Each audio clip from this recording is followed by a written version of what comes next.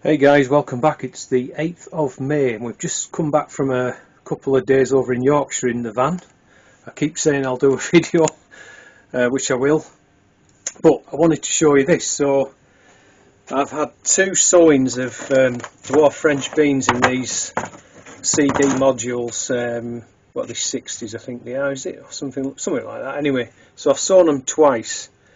The first slot I emptied out and there was nothing in there, they just literally vanished.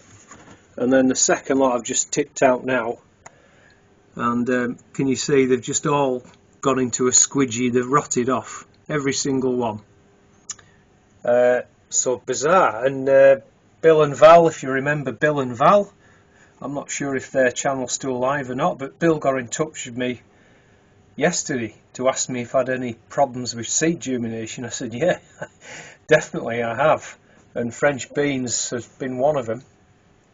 So it sounds like I'm not the only person. So what I did, I went back to the chitting method. So I had 20 Dwarf French beans. In fact, I think these are Pongos, which Bill and Val kindly sent me a few years ago, and I've just kept them going. And so I had 20 and 15 have chitted. I'll see if I can get the other 5.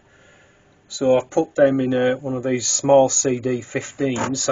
I sort of potted them on, if you like, and we'll see how we go on with those. But I think, I don't know why, but this year it seems like chitting them is the way to go. So I just wanted to bring that to your attention and see if, you know, if you've had any problems with seed germination. Drop me a comment down below, let me know what you've had difficulty with and if you've managed to resolve it, how, you know, so the rest of us can maybe learn. But I've also chitted some courgettes, because I sowed 5 about, what, 3 weeks ago, or maybe, yeah, something like 3.5 weeks ago, and I got 1 out of 5. And it was the same story. I emptied the pots out, you know, because they're in this one seed in sort of this size pot, and they'd just all gone rotten. So yeah, very strange, but there you go guys. Let me know how you've got on with your seed germination. Okay, catch you in a bit. So it's the 9th of April. I've just been down to the micro orchard and brought this up in the van. So that's the first cut of comfrey.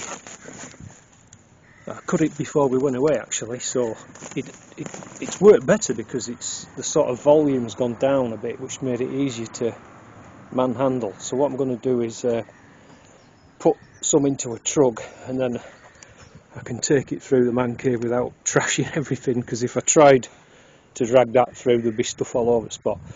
So I'll take it through a bit of time in a trug and chop it up with head shears into the compost bin. So that's the first lot chopped up, quite bright. I don't know if you can see that properly with the sunlight, but anyway. And I've got this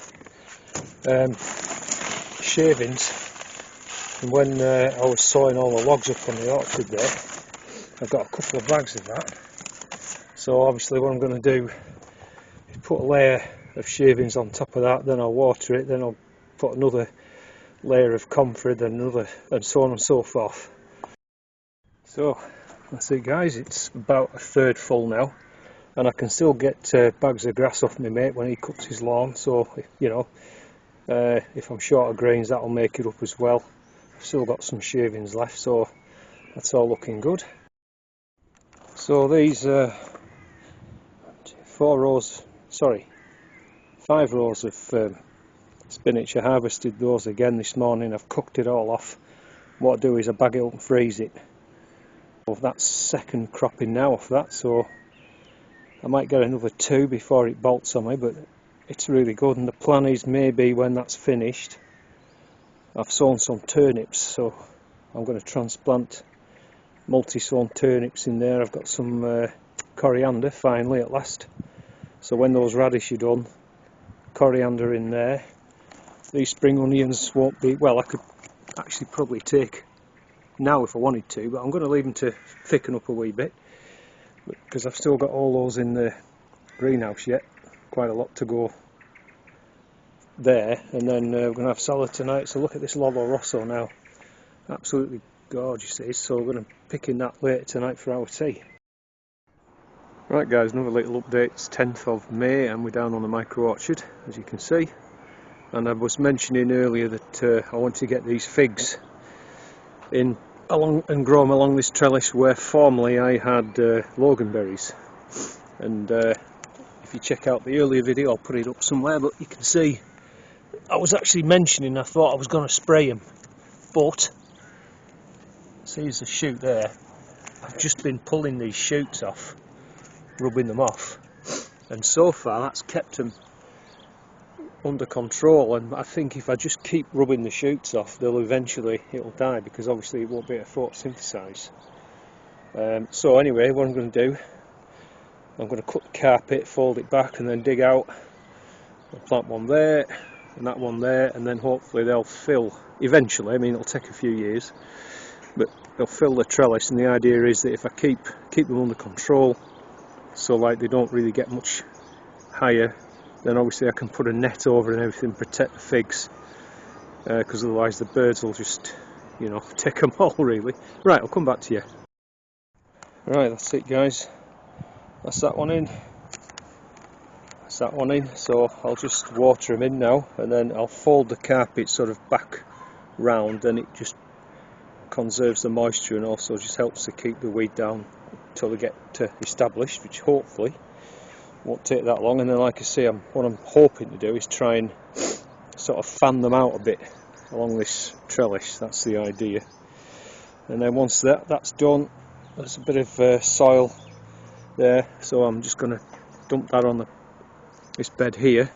Potatoes are looking good, so we've got Rocket first early, Nicola second early, and all the sarpos are through now.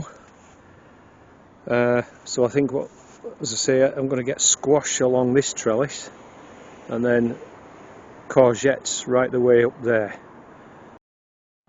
So I've just been through there, weeded it and pulled out. I had some rogue potatoes coming up from when I rotivated, you know, some type chops them up and you get little pieces, and of course they send up shoots. I've got one rogue there, I'm going to leave that one in. Otherwise, like I say, squash, courgettes, so all that should be full. The other thing I'm going to do here before I leave is just water, and keep watering the asparagus about once a week, because it is really dry now. And these elephant garlic, I'll probably stop watering them about mid-June. There's no sign of any scapes showing yet, but the scapes are showing on the garlic up at home, so they'll want nipping out shortly. So I'll get this done, and then I'm back off home to plant the third fig. We're going to plant it up at home, and I've got my cabbages to put out, so I'll catch you in a bit. Okay guys, so I've got my brassicas in up at home here. So I've got 6 cabbage, variety Primo. I think that used to be called Golden Acre. I think it was anyway. And then I've got 2 kale just at the end here, so 18-inch apart, some lime in the planting hole and a bit of lime around the outside just to help against club root. And if I walk down here, I've got the fig in. There we go. So the idea is that it kind of, you know, sort of fills this corner really. That's the thinking behind that one. So we ended up going to a garden nursery yesterday, one that I personally have not been to. The wife went to it last year and got some geraniums, so she bought some more for these tubs here.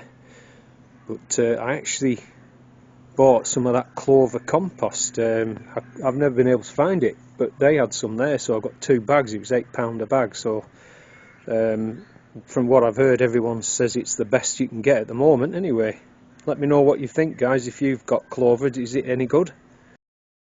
So looking at our asparagus now, we've harvested a few spears, not many, but there's one sort of coming out of the frame here, look. It's quite a big one, so I'm going to take that and maybe another one. We'll have that with our tea tonight. But it looks to me like there's one crown gone there, missing. Maybe it's died off, rotted off. And one in that gap there, so I think I'm too short up here. Down on the orchard there's just one hasn't come through so far, so like I said, I've got some potted up, so if I can get them through till next year, I'll have two, you know, I can replace those missing ones. So really now it's just a case of getting this filled with French beans, that's the plan, and then I'm all planted up here. Apart if I just spin you around, beetroot's looking good. All that was prunings off the fruit tree, they're going to be all cut up for kindling for our log burner.